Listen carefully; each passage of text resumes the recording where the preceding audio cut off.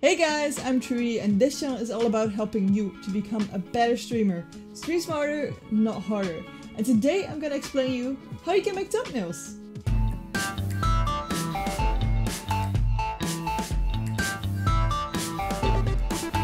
But before we begin, I stream every Tuesday, Friday and Sunday, 8 PM Central European Time. Link is down underneath in the description. Today's thumbnail I'm actually gonna create together with you guys, so you guys can see how I do it, and I will give you some tips to make better thumbnails yourself. Most of the good thumbnails have a face in them. This is because humans connect with other human feelings, and if you have a face, you can connect them better than just with words. This means that we need to start with making a picture of ourselves. This you can do by just stopping in the middle of the video, or you can grab your phone and make a picture. You can also decide to make a bunch of pictures of yourself and then just use the ones that you think are good in this thumbnail, because this way you don't have to make a picture every time you make a thumbnail, because you just have a collection of them that you can choose out. For this video I'm just gonna use my phone to make a picture, and because I'm alone I set a timer on it so I can make a selfie with holding my hand here and using my other one. I recommend you do a couple of pictures, because if you make a mistake you can just use another one and you don't have to shoot over. So now we got the picture and we're gonna send it to ourselves on the PC. So now we save this picture to the PC and we can start editing. The first thing we want to do is start Photoshop. You can also use GIMP if you want. Here we make a new document, top left, new, 1920, 1080, and you can make the background transparent if you like to. You can also keep it white because it's a thumbnail and it doesn't really have to be transparent, but I like to work with a transparent background. And now we have the base of our thumbnail and we want to drag in our picture. So just grab it and drag it into Photoshop. Well, that's us, and just accept the transformation. What we want to do first is adjust the colors of this picture, because this picture is really purple, probably because of the light behind me, but we want to make it a little bit more natural looking. We will go to the bottom right here, click on this icon, and then color balance. This will pop up this window. Here we can balance the colors. So it needs to be a little bit more red. I think this is quite okay, so we're gonna leave that at 0. And then we can use a little bit more yellow. Let's see. This was it. This is it now. It's too yellow. You kind of need to do this by eye, so try and look for colors that are nice with your skin. Yeah, we need a lot of reds. I think this is enough. This was it, this is it now. Looks a bit better. What we can do now is click back on the image in the layers here and then click Ctrl M. This will bring up the curves. What this does is you can change the balance of the lighting. So if you set this all the way up here, it will be real light, and down here will be real dark. If you want to cancel it, else, and then you can click on reset. You can also click on cancel and then Ctrl M again will do the same. But this image is a little bit too light for my taste, so we want to make it a little bit more dark. That's too much. Yeah, you can also make it like dark like this, which does seem to look a little better. I like this. I like this. What we can decide is we can decide to use this image on the whole 1080p. We can use it like this for the thumbnail. And then we can add some text if you want to. How to make thumbnails. Obviously, this looks gross! Oh, so we're gonna need to pick a different color. Kind of like purple. Purple is probably good. Ctrl A, and then selecting a bit of this purple. So now we have how to make thumbnails. It looks a little bit better. It's a little bit too big because it's like going over our head here. So like click it again, Ctrl A, and then make it a little bit less big. 250. That's not big enough. Bigger. Bigger! I want it bigger. No, not 3. 280. Let's try 280. Then deselect. Yeah, this is better. The better in position. I want it to be a little bit lower. But the text is pretty badly readable right now because, well, the background is also a little bit purple. Especially the 2 is really bad. Also capitalize your letters, so do that please. So how do we get this to pop out a little bit better? We can add a drop shadow. You can do that by double clicking on the layer here. This will pop up the layer styles, and here you have something called drop shadow. If you turn this on, it will make a drop shadow automatically like this. This is kind of a good drop shadow actually, so we're gonna keep it with this. So we're gonna make it default to not lose it. But you can kind of like make the distance bigger, you can make the spread bigger, the size is God, this is beautiful. I mean, it's good to read now though. It doesn't look beautiful. And if you want to set this to the default, reset to default, it will just change back to the default. If you want to make something default, make default. For example, if you have the same type of text but it is a different layer, you can just click on reset to default to all the other ones and they will have the same style, the same distance, spread and size as the other ones have. The shadow doesn't have to be black, by the way, you can change the color here, but I like to use black a lot. So we're gonna use black. If you want to use text in a thumbnail, please don't use more than 4 words, because otherwise people can't really read them anymore. You have to imagine this thumbnail is gonna look really, really tiny. Something like this. And if there's like a lot of text in it, you will not really be able to read it, so the larger the text is, the better, basically. So the less words you use, the more space there is to put those words in. Okay, the thumbnail is kind of getting okay. What we're gonna do now is add a border. I usually just do that by selecting a part and then Ctrl-Shift-I, which is just basically reversing the selection. So now we selected this part. I want the same color as the text and then just fill that up. The bucket tool. I didn't make the selection properly, but you can see what I mean. You can add a little bit like this if you want. There are more elegant ways of doing it, but I just like to do it like this. Ctrl D if you want to deselect. We're missing a lot of shadows right now, so we're gonna add those. Add a new layer. Make sure it's underneath the border layer. Then select this tool, which is the brush tool. Let's set the size on 500. And then select white. Now we're gonna take one time here. Then we have a sun, a lighting source. And we're gonna make a new layer underneath that. And we're gonna make it black. And we're gonna make the opposite shadows. So like this. Right here, if you want to do it this way, you can also do it, make the light here and then make this black and this black. And we're gonna set this fill to 30, so you don't see like a lot of black, but just a shadow.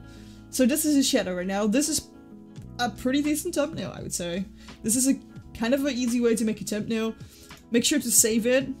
Make sure to also save it as a PNG. If you see that your thumbnail size is more than 2 MB, you can change this by making the document 720p.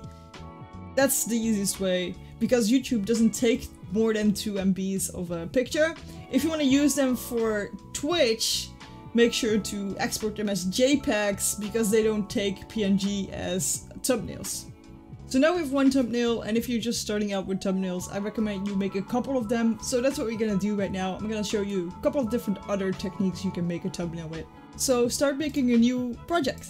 Drag in your picture, add the color balance. And what we're gonna do now is cut ourselves out. Use the quick selection tool. Oh, it's working pretty bad at this background. That's a shame. So we're gonna need to cut a little bit better. Use Alt and scroll to zoom in.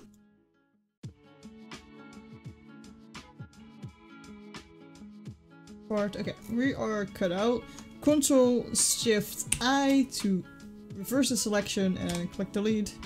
Darn, I made it on Ctrl-Z. Make sure to click on the image and not on the color balance and then delete. If it says this, you just grab the bucket, click OK and then delete. And then Ctrl D to deselect. You can see that I did a pretty terrible job cutting this out. So normally I just grab the eraser tool and then just make it look better. Like this is really bad. Just make it go away. We want to set the hardness a little bit less, so we don't have really hard edges. A bit less even. Like, you see the edges are a little bit vagued out. And if you have 100%, then it's like super sharp edges. So what I like to do is just go around the edges a little bit. Make sure to not cut too much off. There are better ways to do this, but I find this a nice way to cut things out.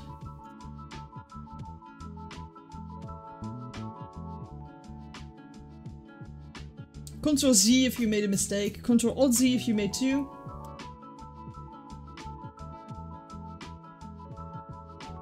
To see if you made any mistakes, I like to add a drop shadow. Double click on the picture, add a drop shadow, and then you can see here we forgot to clean out some stuff. The drop shadow will disappear there. I think we're good, so we can turn off the drop shadow. So we got a picture here now. We kind of need to decide on a color pattern that we want to use. I see a little bit of blue here. Let's take that blue for a second and see what kind of blue it is. So we got this blue. We can use this as a background color by making a new layer and just filling that up. I mean, that blue looks... I like this blue. I like this blue, guys. I have to admit, I like this blue. It is a bit dark, so what we can do is use this color as a secondary color for the border. So we're just gonna make a border real quick here. Same as we just did, just make selection, Ctrl Shift I, and then filling that up. Boom, that's filled up. You can't see it because you see the background color. And then we want to make that background color a little bit lighter. So let's shift it a bit to green. A bit up. And then fill that up. You can just kind of keep picking the color. You're a bit light, so we're clicking on the picture, Ctrl M, because we want to make ourselves darker. Perfect. We can make ourselves a little bit bigger and a bit more to the right. You shift to make sure that the picture stays in the same ratio. I think what would be nice on this picture would be a little bit of outer glow around us. So we are kind of popping out. Double click on it, click on outer glow. Let's place this here for a second. And then we can set the opacity. I always set the opacity at 100. That's the nicest if you ask me. Oh, look at that. So I tried to add the outer glow, but we can see we made some mistakes in cutting. So we're just gonna go back here, zoom in, cut those pieces out. Cause that's real ugly. You don't want that. There we go. Go back, double click on it. And back to outer glow.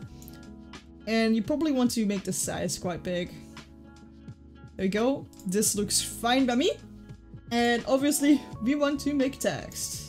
So select TT, click, and then how to make... I'm forgetting the capitals. How to make thumbnails. Ctrl A. We're gonna pick the same color as the border because I like to have colors reappear in the picture. What we can do to make this fit a little bit better is we can make it on different layers. Make sure that they are under it. And we can make this a little bit bigger as well. So this is gonna be 300 for this one. And for the make as well, I would say. Oh, that's the thumbnail, the make. So A, 300. These lines you see are basically help lines and they help you line up the things. The how-to can even be a little bit bigger like we see. So we're gonna do that. Again, we have a problem here with visibility. So we want a drop shadow on all of them. So we can use this. We're gonna save this one because I think it is kind of ready. We can also make this color a little bit more darker if you think it doesn't stand out enough, which I kind of feel like right now. And we're gonna save the file. Another thing that's nice to do is using shapes behind the letters.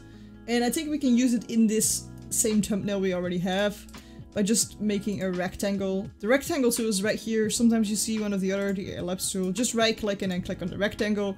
We're gonna make it white because we already have white here. And I think that would fit. Boom!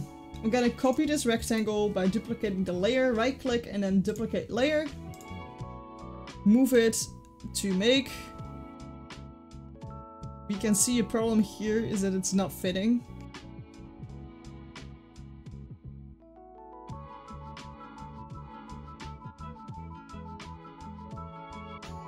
Thumbnail needs to be above the layer, obviously. This square is way too small, so we're gonna find that one. It's this one. Shift and then drag that out. Because we're using these shapes right now, the drop shadow looks ugly, so we're gonna turn off the drop shadows. the image looks kind of flat right now, so we're gonna turn on the drop shadows on the rectangles. And there we go. We got how to make thumbnails. We can make ourselves a little bit bigger. A little bit more on this side. Let's see if we can make the hand make sense. There we go. So what you can also do is have a blue image from the internet being the background instead of just plain blue. Just copy the image from Google and then just make a new layer and paste it on here. You can also do it like this. This will work as well with whatever image you have behind it. I kind of like the color we use, so I think we're just gonna roll this color. If you think there's some space missing, maybe on this picture, if you think this is too boring this side, what you can do is make a new shape above the background. Whichever color you like. White, for example, we make a shape, right click on it, free transform. And then make the shape like this. And then accept the shape, yes. And then make the filling like less big, like 30%. Now we have like kind of a shape here that is covering over the thumbnail and it's making it look a little bit more interesting. And now we're gonna look at which thumbnail we want to use. We've got this one, which is a simple made one. Doesn't have much to it, but it's using the original picture, the original scene where the video is recorded. We've got this one, plain background. It doesn't have too much going on. I would not choose this one. I would rather go with this one. But the final one is actually my favorite, and that's the one we're gonna use. I think this one pops out. You can read the text very well. You can see my face, and it grabs your attention. So I like to go with this one. Make sure to make multiple thumbnails, because then you can choose the one that you like most. You can always make a better one, even if you think you cannot.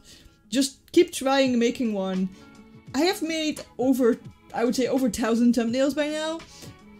And the first one I make still doesn't always be the best one I make. So try and make a couple more. So to sum up, make sure to not use more than 4 words in a thumbnail so people can still read the thumbnail very well. Make sure to use coloring that pops out. With the white background, the darker letters popped out more than with the dark on the blue. Try and make different thumbnails, because then you can pick the one that pops out most. You can even ask your friends which one they would click on, and just mostly just practice a lot. The first thumbnails I made for my YouTube channel were absolutely garbage. I actually decided to redo all the thumbnails because they were so bad, and now I start to get better at it. Mostly just don't give up. And if you're a Twitch streamer, you can use thumbnails on your VODs. So make sure to utilize that, use them on your VODs, so they pop out from other people that don't use thumbnails. If you have any more questions, just leave them down in the comments below. Don't forget to like the video, subscribe to the channel, click the little bell icon so you get notified whenever I post a new video. Don't forget to join the Discord as well, the link is underneath in the description below. I will help you out with any streamer support tips. You can even get some free webcam masks if you go to the role section and click on the Clipper emote, which will give you the streamer role and gives you access to additional channels. Again, thanks for watching, and I will see you in the next video.